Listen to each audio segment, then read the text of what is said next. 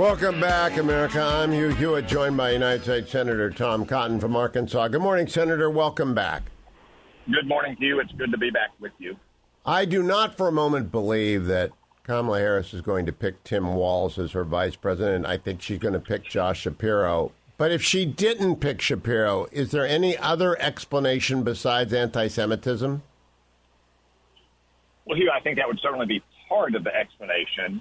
Regrettably, the Democratic Party has a large and growing anti-Semitic wing, and you've seen in the news over the last week the main criticisms of all of the potential selections are directed towards Josh Shapiro, and most of them are directed towards his occasional support for Israel, going back in some cases, I think, to when he was a teenager. Now, I don't think there's all that much difference between what Josh Shapiro and Mark Kelly and Tim Walz think about Israel, and they're in lockstep with the Biden-Harris failed policy of trying to pressure Israel while emboldening Iran and its proxy allies. So the only real explanation of the difference between him on the one hand and those other weak Democrats on the other hand is that he's Jewish. I had Senator Vance on earlier this morning. I asked him the question. Let's play that exchange for Senator Cotton. My last question, Senator Vance. We expect a running mate to be announced by Vice President Harris today. If it's not Josh Shapiro, I will be stunned. But if it isn't Josh Shapiro, if they pick Tim Walz, who makes Tim Kaine seem like Justin Timberlake, he's really the most boring man in America. If it's not Josh Shapiro, and that's because he'll be Jewish and because he's a supporter of Israel, what does that tell you about the Democratic Party if it's not Josh Shapiro?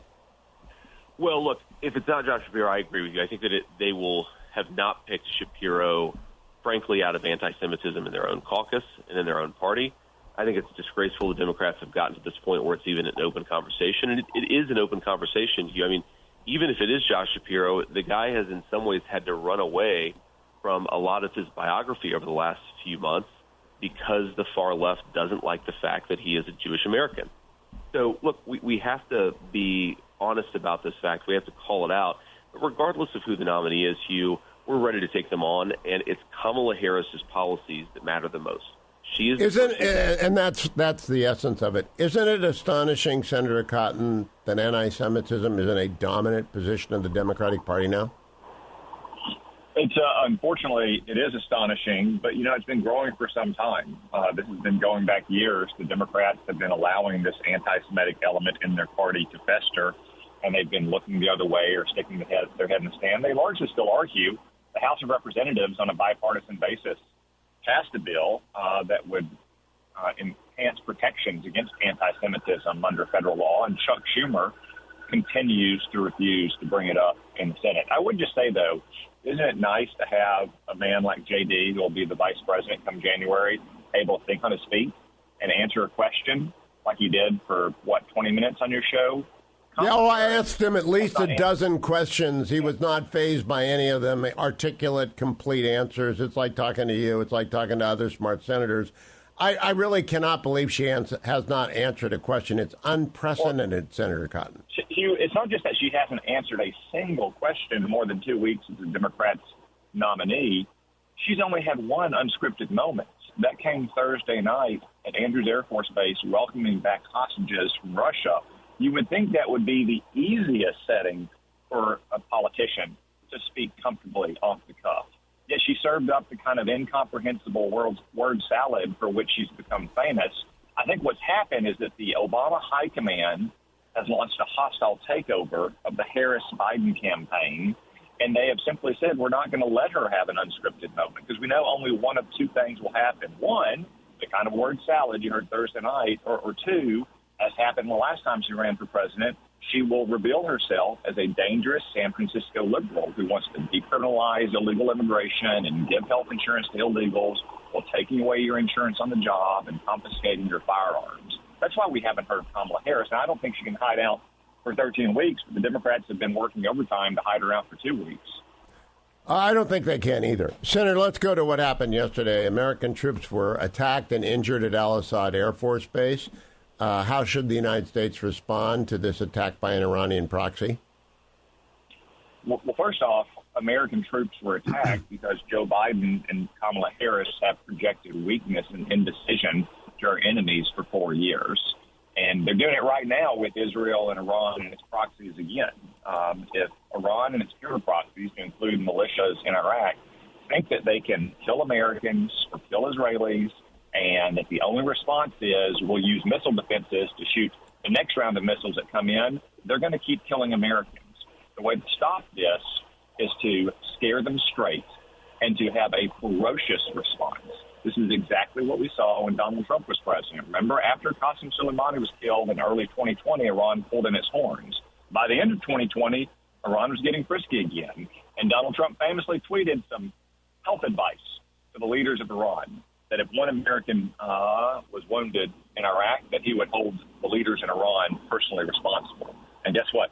That attack didn't happen. But that's not what you get from Joe Biden and Kamala Harris. And if Kamala Harris gets into the White House, it'll be even worse and more dangerous of a hunting season for Americans and Israelis in the Middle East. Senator Cotton, I can't even imagine her as president, but we have to deal with the fact that she is their nominee. I want to play for you a list of Kamala Harris vault greatest hits thus far that have come to light and get your reaction. Here she is talking about Bidenomics, cut number 9. All that, ladies and gentlemen, and everyone else, that is called Bidenomics. That is called Bidenomics, and we are very proud of Bidenomics. What do you think, Senator Cotton? I think we're seeing the chickens come home to roost on Bidenomics with weak job numbers, declining consumer confidences, large layoffs as corporate profits decline, and now a widespread stock market sell-off. So Kamala Harris does not have a very good record to run on, and she's going to have to answer for Joe Biden's record because, as she said, and as he said, it's been the Biden-Harris administration from the very beginning. She's always the last person in the room for whatever terrible decision they're about to make. Cut number 2 of the greatest hits of Kamala Harris. Cut number 10. You know, we have to stay woke. Like, everybody needs to be woke. and you can talk about if you're the wokest or woker, but just stay more woke than less woke. Yeah. Senator Cotton, you served in the Intel Committee with Senator Harris. Was she woke then? Well, it's funny that you bring that up, Hugh. I mentioned that to some other reporters and friends. You know, the Intelligence Committee meets a lot. It's not publicized often, but we probably meet more than any other committee in the Senate. It all happens behind closed doors, of course, and most politicians are a bit more of their true self behind closed doors when the cameras aren't rolling. Let's just say that if you think Kamala Harris is bad in her public pronouncements, you ain't seen nothing yet. And that's exactly what you saw from her on the campaign trail as well in 2020. Remember, this is a woman who wanted you to take some bail funds for rioters and looters and arsonists, who wanted to confiscate your private firearms, who wanted to decriminalize illegal immigration, who said that she stands with illegal aliens and she will fight to protect their rights, not the rights of Americans. This is a woman who even wanted to ban plastic straws used. So again, if you think Joe Biden has been bad for you and your family, the worst is yet to come if Kamala Harris is president. Now we're going to talk about terrorists in the United States. Kamala Harris talking about the wall from when she was running for president in 2019, cut number 11. This is irresponsible. It's the height of irresponsibility for the commander-in-chief to suggest that we have to build a wall across our southern border because there are terrorists who are trying to invade the country. It couldn't be farther from the truth. Is it far from the truth, Senator? Well, no, Hugh, as even Joe Biden admitted in his debate performance a few weeks ago, that he's not saying no terrorists have gotten in, just not as many as Donald Trump is accusing him. But look, the FBI has been arresting extremists associated with ISIS. I mean, we have dozens of people that we know are on the terror watch list across the country. And again, it just goes to show what a rank ideologue Kamala Harris is to say walls don't work. Of course walls work, Hugh. Walls and fences and barriers have worked since the beginning of time. It's like saying fire or the wheel doesn't work. I don't even know what to make of it. I mean, if she really thinks that physical barriers don't work, then I look forward to her taking down the fence around the Naval Observatory where she lives. Of course walls work. As you see today, a large barrier working on Israel's border with Palestinian-controlled territories, and it has worked for 20 years to stop the suicide bombing that we saw in the Second Intifada. My last greatest hits from Kamala Harris, cut number 12. What else are you going to do to fix this problem with inflation? All right, thank you. Well, let's start with this. Prices have gone up.